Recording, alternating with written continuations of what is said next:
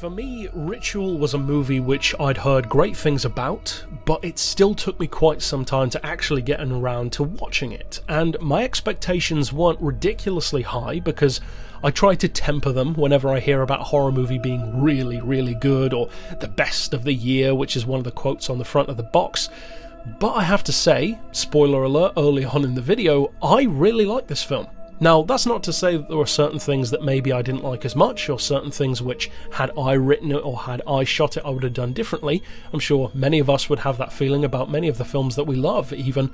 That is the case. Overall, though, the experience I think was a very, very enjoyable one. I like this movie from a filmmaking point of view, I like it from a story point of view, I definitely enjoyed it from a horror point of view, and I think that the characters were definitely head and shoulders above the characters that you would typically get in 99% of horror, because this is the problem that many of us horror fans always have when talking to those of our friends who aren't into horror as much as we are, and that is trying to convince them that it's worth wading through all of the garbage to find the gems. But they are out there, and there are plenty of them if you do look hard enough. You can be surprised, actually, how many great horror films there are, even in the kind of genres which are typically known for schlock, such as monster movies or traditional B-movie kind of concepts. As has been said before, not only here on my channel, but on others too, even something like Alien, The Thing, Predator, they're essentially B-movie ideas. They're just done to an A-quality standard, which is what makes them so good. And to me, that was the kind of situation that I was hoping the Richel would be able to rise above in also, and I'm happy to say it does. I thoroughly enjoyed this movie, and without spoiling anything specific, either way, positive or negative, I feel that the ending is maybe the only thing that I would have perhaps shot differently. I wouldn't necessarily have rewritten the ending or changed it or chopped off the ending and put in something else, but I think the ending comes warily close to being goofy. And I don't think many people would agree with that, but I think some might see what I mean by that, because it wasn't goofy for me, but it was very, very close to it. Because as far as the plot goes, of course, without spoiling anything specific, it revolves around a group of friends in Britain who undergo a tragedy right at the start of the film, and we then skip forward in time, very close to the start of the film, to them going on a hike. And again, that's something which we've seen before. I've even reviewed some movies like that here on the channel, and I often have the same kind of qualms with those films, the same downsides that I come out of the film regretting that they'd done this or that in a certain way, and it tends to be similar kind of stuff. Dumb characters and effects that don't really hold up. Usually at the end of the movie, sometimes midway through, things that just, they kind of nag at you about the film. And for some of us, myself definitely, that can sometimes hinder the overall experience to the point where I might not even want to watch the film again, even if I enjoyed certain parts of it. And if you can overlook those in your personal opinion and personal cases, that's great. I'm glad that people can do that. For me though, it definitely hurts a film when it has these big sweeping downsides. As far as this one, I was fully expecting that. I'm happy to say though, that didn't happen. Now for some people, I think that the, as I mentioned, ending might put them off a little bit. For me though, it came close to skirting putting me off, but didn't quite go fully there. There's nothing specifically speaking stupid or bad about the way it was done. I believe it's just one of those movies that had a certain tone up until the ending, and then it kind of changed. Now, the rest of the movie is fantastic, as far as I'm concerned. And one of the biggest problems that the movie had straight away for me is the same problem that, kind of spoiler alert, but it's an old film now, One Flew Over the Cuckoo's Nest had when I first watched that, because if I recall correctly, right at the start of that movie, we are very quickly introduced to the fact that Nicholson's character is a pervert. Now, if I'm remembering that correctly, which I think I am, how am I then supposed to root for him as a character? Because I essentially don't care from that point onward. That was the same issue which this movie kind of presented itself with, having one of the main characters who is not a likeable guy. He is a coward, and he's the kind of coward that you would just want to hit in the face because of it. I don't mean someone who runs away from like a social situation. I mean someone who, when it comes down to it, they don't just freeze, they make an active decision not to assist someone else. And there's a big difference between that, because freezing is a natural human response, but making a choice is different. And from the way the film is shot, the way the performance is done, you can tell he falls into the second camp. And for me, that kind of already, right at the start of the film, put me down this trajectory of thinking, well, this film's got to do a lot to win me back, because for me to care what happens to this particular character as well as the others, you're going to have to do a lot of work, because you've put yourself at a disadvantage immediately. So they go out on this trek, and they decide to take a shortcut because of an injury that one of the guys sustains while they are trekking. So they decide to trek through a forest, a very dense forest, looks like the kind of forest that you'd expect in, say, the north of Europe, or maybe Canada even. Of course, different kinds of trees, but a similar kind of visual, just this dense, seemingly unending forest. And as they're trekking through the forest, they come across a little abandoned cabin. So they stay there for the night, the weather's very inclement, and things kind of go wrong from there, in a kind of Hereditary kind of way, which, although of course Hereditary is newer than this, I watched Hereditary before this movie, and I definitely got some twinges of movies like Hereditary in there. But, and this reference will be lost on a lot of people, but if you've seen this movie or if you've watched my review for the movie, you'll get what I mean. Even more so than Hereditary, this movie reminded me quite a bit of one of my, actually, absolute favourite horror films, my second favourite in fact, Black Mountainside, from Canada around 2014. This movie has some definite similarities to it. The secluded location, forest, cold, bad weather, and a very psychological threat rather than a simple physical one. There's some great performances in this movie, some great terror on behalf of the characters, terror that they go through. Their reactions to it are very realistic. They are scared, definitely. The performances really get that across very well. They're not just, oh, this is a bad situation. Are we in a horror movie? Which is as some people act in certain horror films. No, they feel real.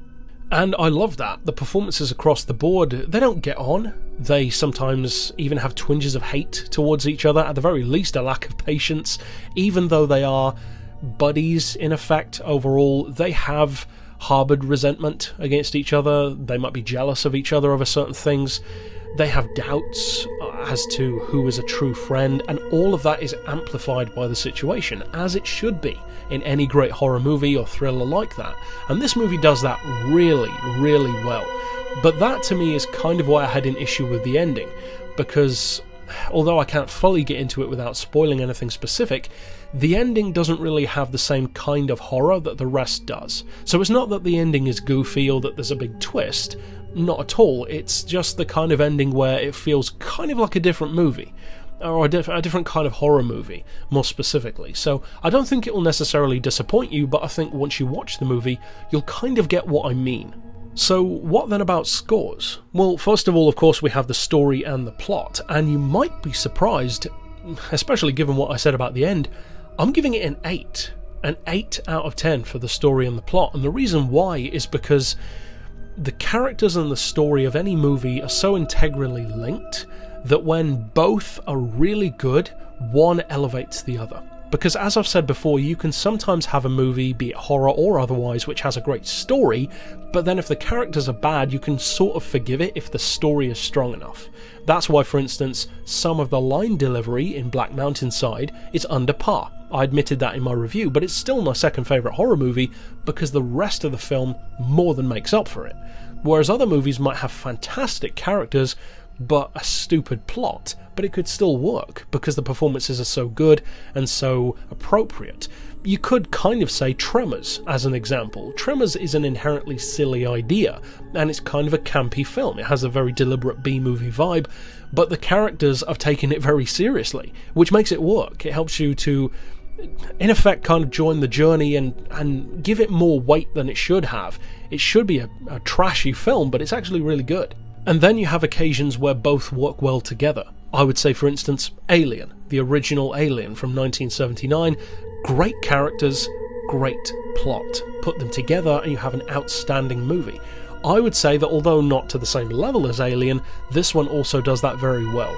Really good, really believable, well portrayed, realistic characters who don't get on, but at the same time have to work through their differences, and also a plot and a tone, and especially an atmosphere, and this is again why I would liken it to both Black Mountainside and Hereditary, which has this just dense, impending dread, almost as if the life is being sucked out of the situation by the forest itself. And that sounds pretentious, but that is genuinely how the film comes across. That's how it's portrayed, and it's done very well, in a similar way to how Hereditary it's like the depression of those people in the family's lives just seeps into every aspect of their life, or in Black Mountainside, how this insidious entity almost is spreading through their minds and corrupting them and turning them on each other.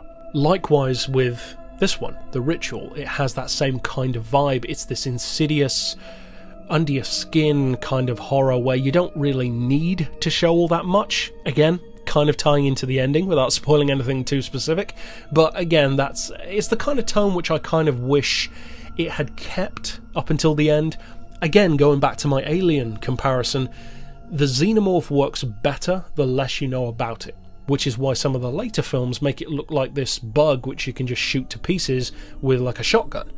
In the first movie, it's a formidable creature, but then the more movies you get, the more backstory you get. Of course, with movies like Prometheus and Alien Covenant, people start to kind of get bored of the idea of the alien. Whereas with the first movie, it's kind of hard to get bored of that because it's so good. Likewise with this one, I kind of wish that they'd kept you in the dark, because I think it would have been more effective. Not necessarily with a weird ending, but just with an ending that maybe left a lot unanswered, because that can work. That can work very well.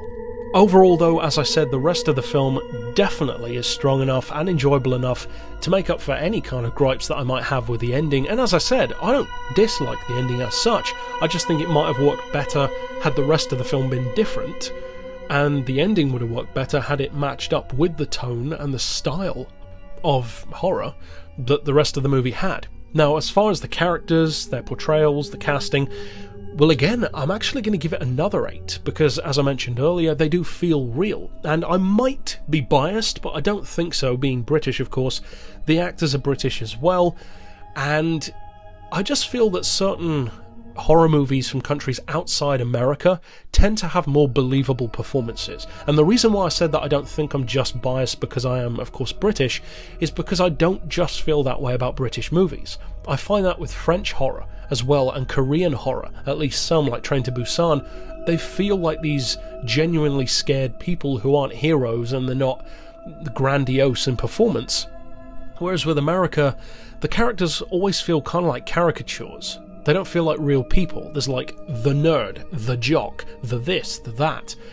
Whereas that's not the case here. They're just 4 guys that you could genuinely go out anywhere in England and see guys that look like them, that sound like them, and that just go out on a night on the town together or camping together just like these guys did. They do feel real, and they act in a realistic way given the circumstances. Some become more creeped out by it, some put the more scientific brain on and try and work through it. Some just are in denial.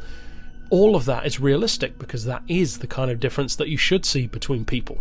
So for me, as far as the performances go, plus actually making you care at all even about the character who, as I mentioned earlier, is essentially a coward, the movie had such a huge task for me personally, maybe more so than most people. I guess many people might give him the benefit of the doubt, maybe more than I do, but I really have trouble with cowards in films, so to get over that hurdle and for me to actually still enjoy the film is a big deal for me, so that definitely contributes toward that. As far as the visuals, the effects, it's a 9. It's an easy 9 for me. There's some very creepy imagery, there's some great horror imagery, even in the daylight, despite the fact that most of the time the horror comes at night.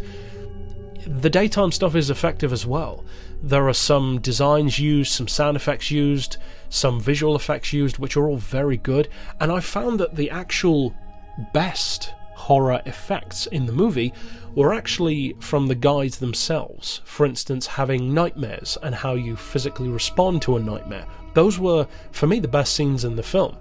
What then about the audio, the soundtrack, the music, or lack thereof in some cases? Well, for that, I'm going really high again, and this is a category which I typically don't go super high on. Often I'll give a movie like a 6 or a 7, because many soundtracks do feel kind of like that to me. They do the job, but they're not overly memorable, they don't really wow me, they don't really feel like they bring much new to the table. They just announce jump scares and have a theme, and that's pretty much it.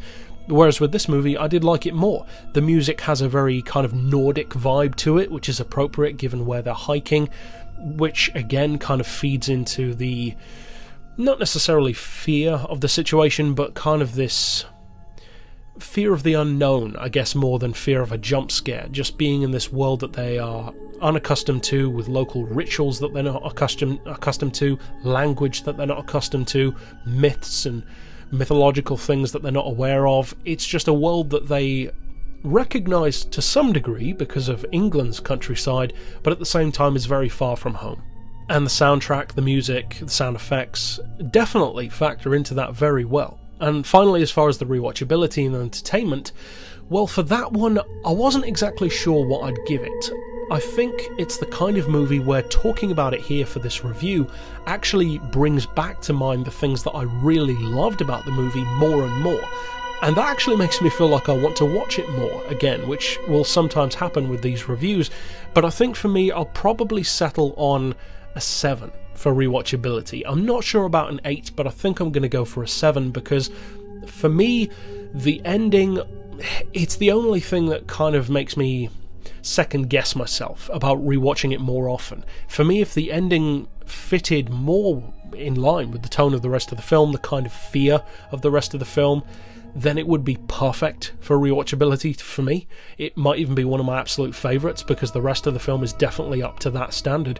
But the ending just feeling like it's a slightly different kind of movie, it kind of hurts it a little bit for me. And I definitely feel like it's one of those occasions where other people probably won't even know what I mean by that. They might think, no, I love the ending, I thought it was fine. I totally understand that. It's that kind of film. But overall, as far as the scores go, with that 7 for rewatchability, that brings the overall combined score, of course, of all 5 put together, up to a very respectable 4 out of 5. And any who have stuck around for a while and know my reviews and scores, you know that that's pretty high. There are relatively few horror films which I will give a 4 or higher to. Most tend to be between the 3 to 3.8 region, so to have a 4, it shows what I think of it. It's a film that does a lot of things outstandingly well. I think the performances are fantastic, the visuals, the camera work, the washed out kind of design, it all works outstandingly well. The horror is good, the tension is even better, the atmosphere in particular. Just a couple of things for me that maybe, as I said, I might have done differently myself. But overall, great experience. I can definitely recommend it if you are a horror movie fan, if you're a fan of the kind of movies which I love and review here on the channel as well. Chances are, if you haven't seen this one, you'll probably like it too. But that's it for this pick overall, of course. I'll see you guys next time, and for now, as always, thanks for watching.